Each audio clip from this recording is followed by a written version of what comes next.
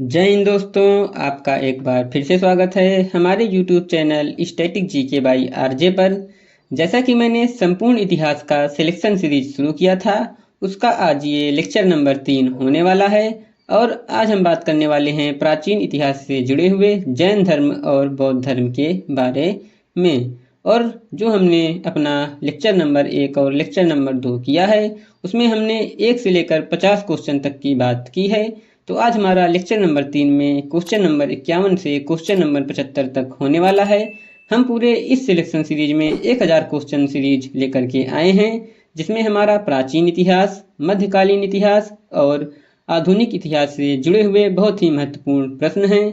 आप किसी भी एग्जाम की तैयारी कर रहे हैं, जैसे कि RRB, NTPC, group D, junior engineer, ALP technician, या आप किसी भी अन्य कम्पिटिटिव एग्जाम की तैयारी कर रहे हैं, उसके दृष्टिकोण से आपके लिए यह सीरीज काफ़ी ज़्यादा महत्वपूर्ण होने वाली है।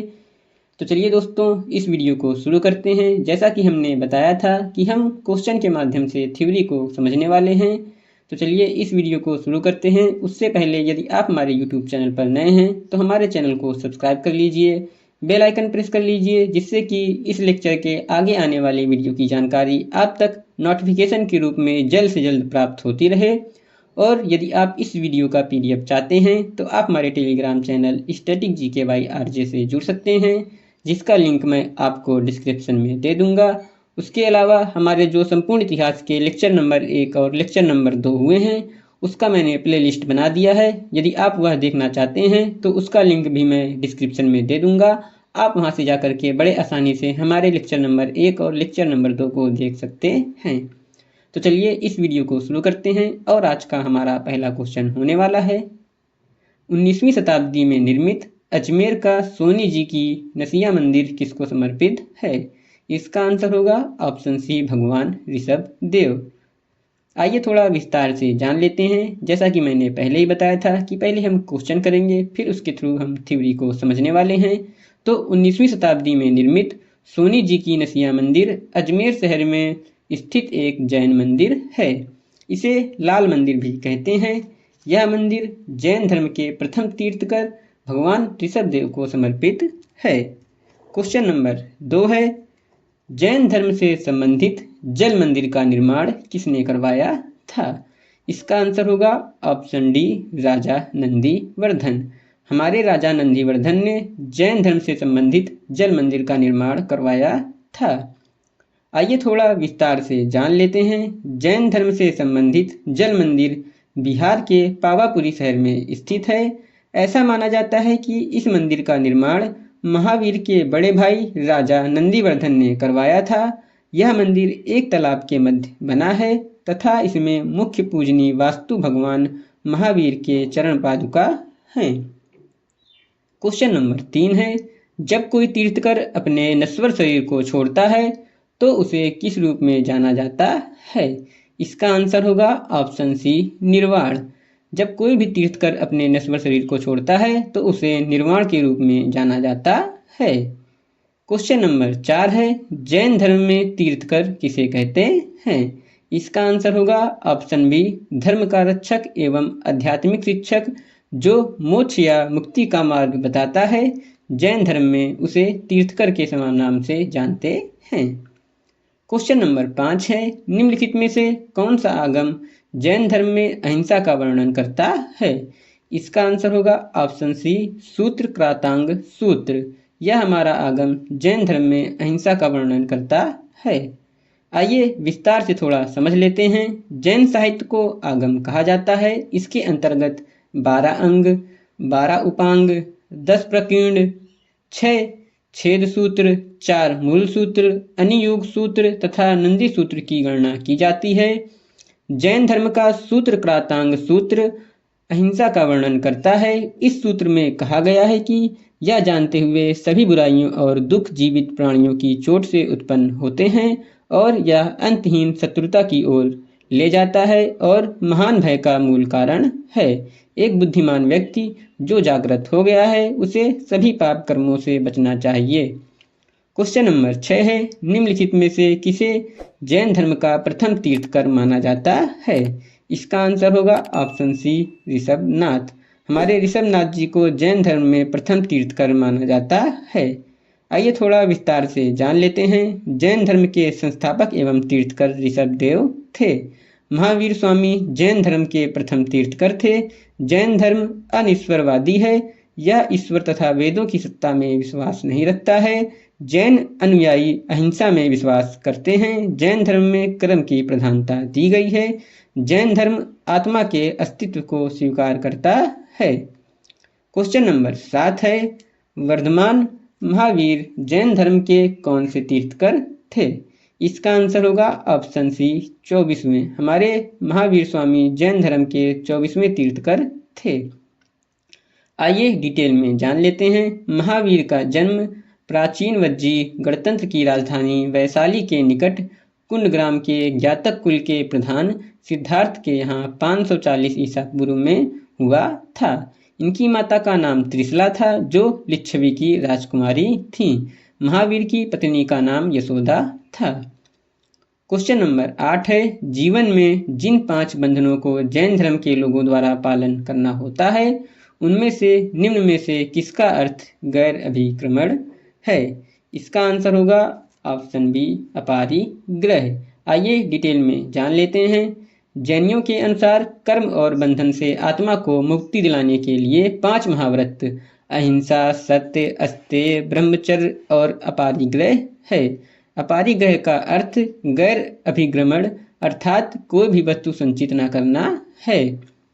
क्वेश्चन नंबर 9 है, कौन से तीर्थकर को वह पवित्र व्यक्ति माना जाता है जिसने जैन धर्म को उसका वर्तमान स्वरूप प्रदान किया है? इसका आंसर होगा option D Mahavir Swami. Question number 10 है, जैन धर्म में जैन शब्द संस्कृत शब्द जिन से लिया गया है, जिसका अर्थ क्या होता है? इसका आंसर होगा ऑप्शन बी विजेता। हमारा जैन धर्म में जैन शब्द संस्कृत भाषा जिन शब्द से लिया है, जिसका अर्थ होता है विजेता। जैन धर्म में जैन शब्द संस्कृत जिन शब्द से लिया गया है, जिसका अर्थ है विजेता, अर्थात जिसने प्रेम, द्वेष, सुख, दुख, राग, तृष्णा तथा सभी मानवीय भावेशों पर विजय प्राप्त कर लिया है और इस तरह ज्ञान, सत्य और क्षमता को ढकने व कर्मों से अपनी आत्मा को मुक्त कर लिया है, वह एक जिन कहलाता है। क्वेश्चन नंबर 11 है, दिगंबर संप्रदाय इनमें से किस धर्म से संबंधित हैं? इसका आंसर होगा ऑप्शन डी जैन धर्म। हमारे दिगंबर संप्रदाय के लोग जैन धर्म से संबंधित हैं। आइए विस्तार से जान लेते हैं। दिगंबर संप्रदाय जैन धर्म के 2 संप्रदायों में से एक है। लगभग 300 ईसा पूर्व मगध में भीषण अकाल पड़ने पर जैन धर्म के अनुयायियों में मतभेद पड़ जाने से यह धर्म 2 संप्रदायों दिगंबर और श्वेतांबर में विभक्त हो गया। आइए अब जान लेते हैं प्रवर्तक के बारे में। दिगंबर संप्रदाय के प्रवर्तक हमारे भद्रबाहु जी हैं, वहीं श्वेतांबर संप्रदाय के प्रवर्तक हमारे स्थूलभद्र जी हैं। क्वेश्चन नंबर 12 है, जैन धर्म का तीर्थ स्थल पालीताड़ा मंदिर निम्न में से किस राज्य में स्थित है? इसका आंसर होगा ऑप्शन सी गुजरात। हमारा जैन धर्म का पवित्र तीर्थ स्थल पालीताड़ा मंदिर गुजरात राज्य में स्थित है। आइए विस्तार से जान लेते हैं। जैन धर्म का तीर्थ स्थल पालीताड़ा मंदिर गुजरात राज्य के भावनगर जिले में शत्रुंजय पहाड़ी पर स्थित जैनियों का पवित्र तीर्थ स्थल है। मुख्य मंदिर प्रथम तीर्थकर ऋषभदेव को समर्पित है। यह मंदिर एक महान जैन संरक्षक कुमारपाल सोलंकी ने 11वीं शताब्दी में बनाया था। पालीताना शहर को मंदिरों का शहर भी कहा जाता है। दोस्तों, यदि आपको हमारा पढ़ाने का तरीका और वीडियो का क्वालिटी अच्छा लग रहा है तो आप हमारे चैनल को सब्सक्राइब कर दीजिए, वीडियो को लाइक कर दीजिए और हमारे टेलीग्राम से जुड़ करके आप इस PDF को बिल्कुल फ्री में डाउनलोड कर सकते हैं। क्वेश्चन नंबर 13 है, भगवान महावीर का मूल नाम क्या है? इसका आंसर होगा ऑप्शन सी वर्धमान। हमारे भगवान महावीर जो कि जैन धर्म के 24वें और आखिरी तीर्थकर थे, इनके बचपन का नाम वर्धमान था। आइए डिटेल में जान लेते हैं। महावीर का जन्म प्राचीन वज्जी गणतंत्र की राजधानी वैशाली के निकट कुंडग्राम के ज्ञातक कुल के प्रधान सिद्धार्थ के यहाँ 540 ईसा पूर्व में हुआ था। इनकी माता का नाम त्रिशला था, जो लिच्छवी की राजकुमारी थी। महावीर की पत्नी का नाम यशोदा था। महावीर को जाम्भरिक के समीप ऋजुपालिका नदी के किनारे कैवल्य यानी कि सर्वोच्च ज्ञान प्राप्त हुआ था। क्वेश्चन नंबर 14 है, पार्श्वनाथ जो एक क्षत्रिय और बनारस के राजा अश्वसेन के पुत्र थे, वह हमारे कौन से तीर्थकर थे? इसका आंसर होगा ऑप्शन सी 23वें। हमारे पार्श्वनाथ जी जैन धर्म के 23वें तीर्थकर थे। आइए डिटेल में जान लेते हैं। काशी नरेश अश्वसेन के पुत्र पार्श्वनाथ जैन धर्म के 23वें तीर्थकर थे।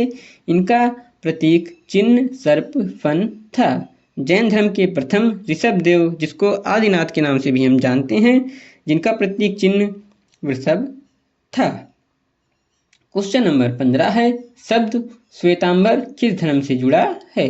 इसका आंसर होगा ऑप्शन ए जैन धर्म। आइए डिटेल में जान लेते हैं। श्वेतांबर शब्द जैन धर्म से जुड़ा है। चंद्रगुप्त मौर्य के शासनकाल में जैन धर्म 2 संप्रदायों में बंट गया, जैसा कि मैंने अभी प्रीवियस क्वेश्चन में बताया। दिगंबर संप्रदाय के प्रवर्तक हमारे भद्रबाहु थे। दिगंबर संप्रदाय के अनुयायी नग्न रहते थे। वहीं श्वेतांबर संप्रदाय के प्रवर्तक स्थूलभद्र जी थे और श्वेतांबर संप्रदाय के अनुयायी सफेद वस्त्र धारण करते थे। क्वेश्चन नंबर 16 है, जैन मठ संस्थानों को क्या कहा जाता है? इसका आंसर होगा ऑप्शन सी बसादीस। हमारे जैन मठ संस्थानों को बसादीस कहा जाता है। आइए विस्तार से समझ लेते हैं। जैन मठ संस्थानों को बसादी या बसादीस कहा जाता है। जैन धर्म के प्रथम तीर्थकर ऋषभदेव तथा 24वें व अंतिम तीर्थकर महावीर स्वामी हुए। महावीर स्वामी के अनुयायियों को मूलतः निग्रंथ कहा जाता है। क्वेश्चन नंबर 17 है, महावीर और उनके अनुयायियों की शिक्षाओं को लगभग 1500 वर्ष पहले जिस रूप में लिखा गया था, उसी रूप में वे वर्तमान में किस स्थान पर उपलब्ध हैं? इसका आंसर होगा ऑप्शन सी गुजरात में वल्लभी। आइए थोड़ा विस्तार से जान लेते हैं। जैन धर्म के 24वें व अंतिम तीर्थकर महावीर स्वामी और उनके अनुयायियों की शिक्षाओं को लगभग 1500 वर्ष पहले जैसे लिखा गया, उसी रूप में वर्तमान में गुजरात के वल्लभी में उपलब्ध है। जैन धर्म में हमारी जैन कुल 2 संगतियाँ हुई थीं और ये संगीतियाँ निम्नलिखित हैं। प्रथम संगीति 4th शताब्दी ईसा पूर्व में पाटलिपुत्र में हुई थी, जिसकी अध्यक्षता स्थूलभद्र द्वारा की गई थी। वहीं हमारा दूसरी जैन संगीति 512 ईस्वी में वल्लभी गुजरात में हुई थी, जिसकी अध्यक्षता देवार्दी क्षमा श्रमण द्वारा की गई थी। ये हमारे जैन धर्म में 2 प्रमुख संगीतियाँ थीं, जो मैंने आपके साथ डिस्कस कर लिया है। यह आपके लिए काफ़ी ज़्यादा महत्वपूर्ण है। हमारा जैन धर्म यहाँ से समाप्त होता है। आइए अब हम शुरू करते हैं अपने दूसरे टॉपिक बौद्ध धर्म के बारे में, जो कि काफ़ी ज़्यादा महत्वपूर्ण होने वाला है। जैन धर्म के जितने भी महत्वपूर्ण क्वेश्चन थे वो मैंने आपको करा दिए हैं। तो चलिए आइए हम लोग बौद्ध धर्म को यहाँ से शुरू करते हैं। और हमारा क्वेश्चन नंबर 18 है, बुद्ध ने अपना प्रथम उपदेश सारनाथ में अपने 5 शिष्यों को दिया था, जिसे क्या कहा जाता है? इसका आंसर होगा ऑप्शन डी धर्मचक्र प्रवर्तन। बुद्ध ने अपना प्रथम उपदेश सारनाथ में दिया था और इसको धर्मचक्र प्रवर्तन के नाम से जाना जाता है। और इन्होंने अपना पहला उपदेश 5 शिष्यों को दिया था। आप देख सकते हैं यह क्वेश्चन RRB NTPC स्टेज 2 में पूछा गया है, तो यह क्वेश्चन आपके लिए काफ़ी ज़्यादा महत्वपूर्ण है। विस्तार से समझ लेते हैं। उरुवेला में ज्ञान प्राप्त करने के बाद गौतम बुद्ध ने पहला उपदेश सारनाथ में 5 ब्राह्मणों को दिया था, जिसे धर्मचक्र प्रवर्तन के नाम से जाना जाता है। बुद्ध ने सर्वाधिक उपदेश कोसल की राजधानी श्रावस्ती में तथा हमारे जैन धर्म के 24वें और अंतिम तीर्थकर महावीर स्वामी जी ने सर्वाधिक उपदेश राजगृह में दिए थे। क्वेश्चन नंबर 19 है, वैशाली में द्वितीय बौद्ध संगीति किसके द्वारा संचालित की गई थी? इसका आंसर होगा ऑप्शन बी कालाशोक। हमारा वैशाली में द्वितीय बौद्ध संगीति कालाशोक द्वारा संचालित की गई थी। बौद्ध धर्म की संगीतियाँ तथा उनके समकालीन शासक निम्नलिखित हैं। दोस्तों, हमारे बौद्ध धर्म में कुल 4 संगीतियाँ हुई थी। आइए जान लेते हैं उन चारों संगीतियों में अध्यक्ष कौन थे और समकालीन शासक कौन थे और किस स्थान पर यह संपन्न हुई थी। यह स्लाइड एग्जाम के दृष्टिकोण से काफ़ी ज़्यादा महत्वपूर्ण होने वाली है। तो आइए जानते हैं। हमारा प्रथम बौद्ध संगीति में अध्यक्ष महाकश्यप जी थे और इसके समकालीन शासक अजातशत्रु थे और यह हमारा राजगृह में हुआ था। आइए अब बात करते हैं द्वितीय बौद्ध संगीति की। इसकी अध्यक्षता सबकामी जी ने किया था और इसके समकालीन शासक कालाशोक थे और यह वैशाली में संपन्न हुई थी। आइए अब जान लेते हैं तीसरी बौद्ध संगीति के बारे में। यह हमारा मोगलीपुत्र तिस की अध्यक्षता में पाटलिपुत्र नामक स्थान पर की गई थी और इसके समकालीन शासक हमारे अशोक थे। हमारी चौथी और आखिरी बौद्ध संगीति जिसकी अध्यक्षता वसुमित्र द्वारा की गई थी, यह हमारा कुंडलवन जम्मू कश्मीर में संपन्न हुई थी और इसके समकालीन शासक राजा कनिष्क थे। क्वेश्चन नंबर 20 है, थेरी गाथा एक बौद्ध ग्रंथ है जो किस ग्रंथ का हिस्सा है या भिक्षुणियों द्वारा रचित छंदों का संग्रह है? इसका आंसर होगा ऑप्शन बी सूत पिटक। आइए जान लेते हैं थोड़ा डिटेल में इस क्वेश्चन को। थेरी गाथा एक बौद्ध ग्रंथ है जो सूत पिटक के खुद्दक निकाय का हिस्सा है, जिसमें 15 लघु ग्रंथ हैं। यह स्थिविर भिक्षुणियों द्वारा रचित छंदों का संग्रह है। इनमें कुल 73 गीतों तथा 522 कविताओं का संग्रह है। क्वेश्चन नंबर 21 है, 3 पिटकों में से अभिधम्म पिटक किससे संबंधित है? इसका आंसर होगा ऑप्शन सी दार्शनिक मामलों से। हमारे 3 पिटक हैं जिसमें से हमारा अभिधम्म पिटक दार्शनिक मामलों से संबंधित है। आइए थोड़ा विस्तार से जान लेते हैं। अभिधम्म पिटक में बौद्ध मतों की दार्शनिक व्याख्या की गई है। इस पिटक का संकलन हमारे राजा अशोक के समय में हुए तृतीय बौद्ध संगीति में मोगलीपुत्र तिस ने किया था और ये हमारे हीनयानी थे।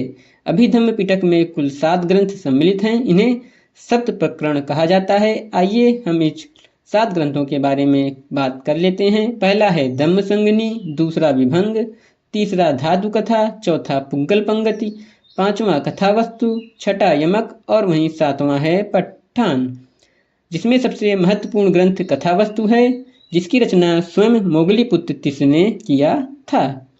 दोस्तों, यदि आपको हमारा पढ़ाने का तरीका और वीडियो का क्वालिटी और क्वांटिटी अच्छा लग रहा है तो आप हमारे वीडियो को लाइक कर सकते हैं। क्वेश्चन नंबर 22 है, त्रिपिटक इनमें से किस धर्म का पवित्र ग्रंथ है? इसका आंसर होगा ऑप्शन सी बौद्ध धर्म। हमारे त्रिपिटक बौद्ध धर्म से संबंधित ग्रंथ एक बहुत ही पवित्र ग्रंथ माना जाता है। आइए जान लेते हैं ये हमारे 3 पिटक कौन से हैं। त्रिपिटक बौद्ध धर्म का प्रमुख ग्रंथ है जिसे सभी बौद्ध संप्रदाय महायान, थेरवाद, वज्रयान, मूल सर्वास्तिवाद आदि मानते हैं। यह बौद्ध धर्म के प्राचीनतम ग्रंथ हैं जिसमें भगवान बुद्ध के उपदेश संग्रहित हैं। यह ग्रंथ पाली भाषा में लिखा गया है और इसके 3 भाग हैं। पहला है हमारा सुत्त पिटक, दूसरा है विनय पिटक और तीसरा है हमारा अभिधम्म पिटक। क्वेश्चन नंबर 23 है, गौतम बुद्ध का जन्म निम्नलिखित में से किस गण में था? इसका आंसर होगा ऑप्शन सी शाक्य। आइए थोड़ा विस्तार से जान लेते हैं गौतम बुद्ध के बारे में। तो गौतम बुद्ध जी का जन्म 563 ईसा पूर्व लुम्बिनी में इक्ष्वाकु वंशी राजा शुद्धोधन के घर में हुआ था। गौतम बुद्ध का संबंध शाक्य गण से था। उनकी माता का नाम महामाया था जो कोली वंश की थी। जन्म के 7वें दिन इनके माता का देहांत हो जाने के कारण इनका लालन पोषण इनकी मौसी महाप्रजापति गौतमी ने किया था। 6 वर्षों की कठोर साधना के पश्चात बोध गया बिहार में बोधि वृक्ष के नीचे उन्हें ज्ञान की प्राप्ति हुई और वे सिद्धार्थ से गौतम बुद्ध बन गए। यानी कि हमारे गौतम बुद्ध के बचपन का नाम सिद्धार्थ था। क्वेश्चन नंबर 24 है जो कि इस वीडियो का सेकेंड लास्ट क्वेश्चन होने वाला है। माना जाता है कि गौतम बुद्ध ने अंतिम ज्ञान प्राप्ति के लिए बोध गया जाने से पहले 6 साल तक किस स्थान पर शुद्ध चित्त से ध्यान किया था? इसका आंसर होगा ऑप्शन ए प्राग बोधि। माना जाता है कि गौतम बुद्ध अंतिम ज्ञान प्राप्ति के लिए बोध गया जाने से पहले 6 साल तक प्राग बोधि स्थान पर शुद्ध चित्त से ध्यान किया था। क्वेश्चन नंबर 25 है जो कि इस लेक्चर नंबर 3 का आखिरी क्वेश्चन है और यह है, गौतम बुद्ध ने अपना पहला उपदेश कहाँ दिया था? इसका आंसर होगा ऑप्शन सी सारनाथ। हमारे महात्मा गौतम बुद्ध ने पहला उपदेश सारनाथ में दिया था।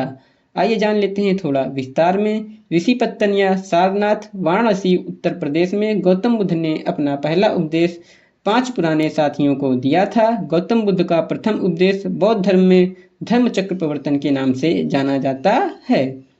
तो दोस्तों, यह लेक्चर हमारा नंबर 3 संपूर्ण इतिहास का यहीं पर समाप्त होता है।